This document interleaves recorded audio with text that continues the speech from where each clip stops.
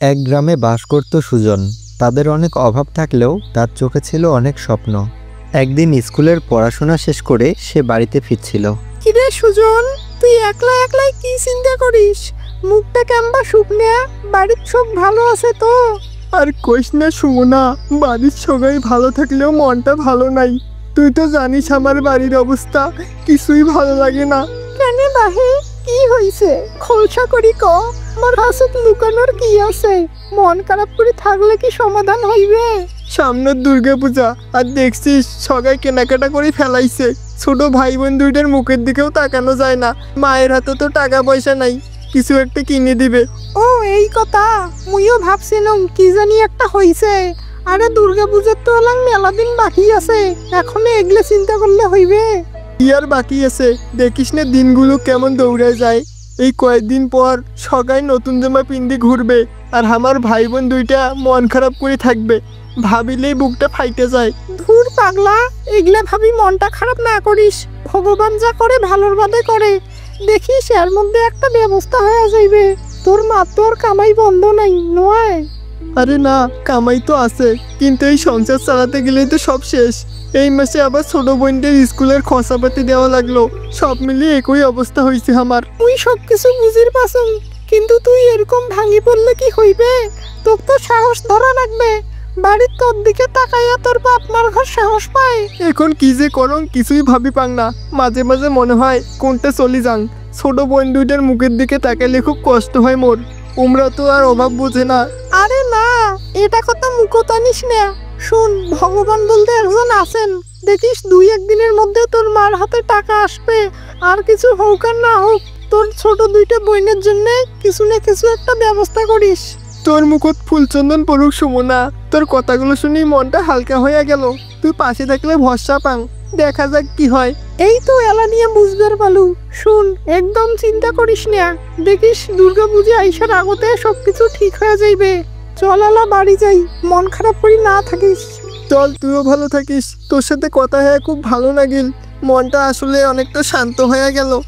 সুমনার সাথে কথা হওয়ার পর সুজন একা একা বাড়িতে চলে আসে। কিরে সুজন, বাড়ি আসলু বাবা? আজ ফির কেনবা মেলা দেরি হইল, মুখখান কেনবা শুকনিয়া? সুমনার সাথে দেখা হইল মা রাস্তার মোড়ত। ওর সাথে দু চারটে কথা কইতে কইতে দেরি হইয়া গেল। তুইও এলান কিছু খাস নাই? না রে বাবা, তোর বাবা সেই সকালত গেছে মহাজনের কাছত। কালকের কামের টাকা আইস দিবা কইছিল, এলাও তো ফিরি আসিল। চিন্তা খালি মাথাত নাড়িয়ে আছে। বাবার সময় হয়ে গেলে ঠিকই চলে আসবে, তুই চিন্তা করিস না। বাড়ির রান্না বান্না কিছু হয়েছে? মুখ খুব খিদা লাগছে। কি আর আনদিমো বাবা, তরকারি তো কিছু নাই। দুইটা আলু আছে। মনে মনে ভাবলুম তোর বাপ হাত থাকি চাল আর ডাল কিনে আনুক, তারপর কিছু একটা বসে দেন। আচ্ছা তুই থাম, মুই দুইটা আলু ভর্তা করি আনুম। আইজো তাইলে আলু ভর্তা ভাত। বাবা আসলে না হয় দেখা যাইবে। মা, তোকে একটা কথা কবার চাইছিনু। কি কথা রে বাবা, এমন করি কইস, শুনিয়ে এমন ভয় লাগে। তোর কিছু হয় নাই তো? হ মা, সবই ঠিক আছে। মুই কবার চাইছিনু, পূজা তো চলে আসিল। ভাই বোন দুইটার জন্য তো কিছু একটা কেনা লাগে। সবাই তো পূজার নতুন নতুন জামা পিন্দি বেড়াইবে। আমার কি আর ওই সাধ্য আছে রে বাবা? তোর বাবা আর কত দিকে সামলাইবে? তোর ছোট দুটো ভাই বোনের দিকে তাকাইলে আমারও বুকটা ফাটি যায়। সবাই হাটত যায় আর আমরা ঘরের কোনার যায় বসি থাকে। মুইও ওইটা কথাই ভাবছু। সবার বাপ মা কত কিছু কিনে দেয়, আর মোর কথা বাদ দাও। ভাই বোন দুইটার জন্য যদি কিছু কিনে দিবে না পাং, তাহলে আবার পূজা মাটি হয়ে যাইবে। মুই আর এটা কি কং রে বাবা, তোর বাবার হাতত তো একটাও টাকা পয়সা নাই। মহাজনের টাকাটা পাইলে বাজার করবে না পূজার কেনাকাটা করবে, ভগবানে জানে কি আছে কপালত। মা, মুই ভাবছু পড়াশোনার পাছত যে সময়টা পাং, ওই সময়টা বাজারত একটা কামত নাগং। অনেকে তো করে, দুই একটা টাকা আসলে পূজাটা কোনো মতে পার হইবে। এগুলো কথা তুই না কইস রে বাবা, তোর কামাই আমার খৈর লাগবেন নাই। তুই খালি পড়াশোনাত মন দে, তোর পড়াশোনায় একদিন আমার অভাব দূর করবে। 2-4 দিনের কষ্ট আমরা ঠিকই সবার পাবো। আই তোর বাপ আসুক, তোর বাপের সাথে এলা একটা পরামর্শ করিম। এরপর বিকেলে সুমনার মা সুজনদের বাড়িতে বেড়াতে আসে। আরতি দিদি বাড়িতে আসেন না? কোনটা গেলেন? আরে শোভা বোন যে, আয় আয়, আমরা বাড়িতে আছি। আয় পিড়েখানাত বইস।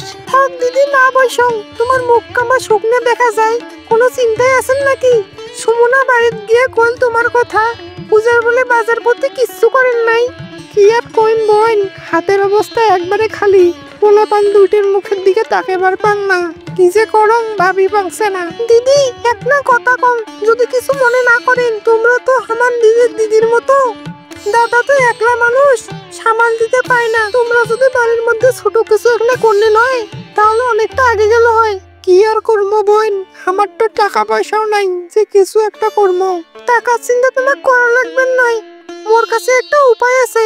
তোমার বাড়ির সামনের ঘরটা তো খালি পড়ে আছে, ওটা যদি একটা মুদি দোকান দেন তাহলে কেমন হয়? চাল ডাল নুন তেল সবাকে তো লাগেই। মুদির দোকান দিবার গেলেও তো মেলা টাকার দরকার। অতগুলো টাকা ফের আমরা কোনটা পাই? শোনো দিদি, আমার কাছে কিছু টাকা আছে, ওই টাকাটা আমার কাছ থেকে ধার নাও। পরে যখন সুবিধা হইবে তখন অল্প অল্প করে শোধ করে দেন। বাড়ির মধ্যে দোকান হইলে তোমারও সুবিধা আর হামাগিলেরও অনেক সুবিধা হইবে। তুই যে ফির কি কোষ বোন, তোরটে টাকা ধার নিয়ে পরে যদি ফির শোধ দিবেন না বাং? পাইবেন দিদি, ঠিকই পাইবেন। আমার দাদার কামাই তো আছেই, আর এই দোকান থেকে যে দুই একটা টাকা আসবে সেই টাকা দিয়ে সংসারের অভাবও কমবে, আর আমার টাকা শোধ করে দিবারও পাইবেন। ভগবানের ইচ্ছায় দেখেন এই দোকান দিয়ে তোমাদের ভাগ্য ফিরিবে। এইবার পূজা তো পোলাপানের মুখেও হাসি ফুটিবে।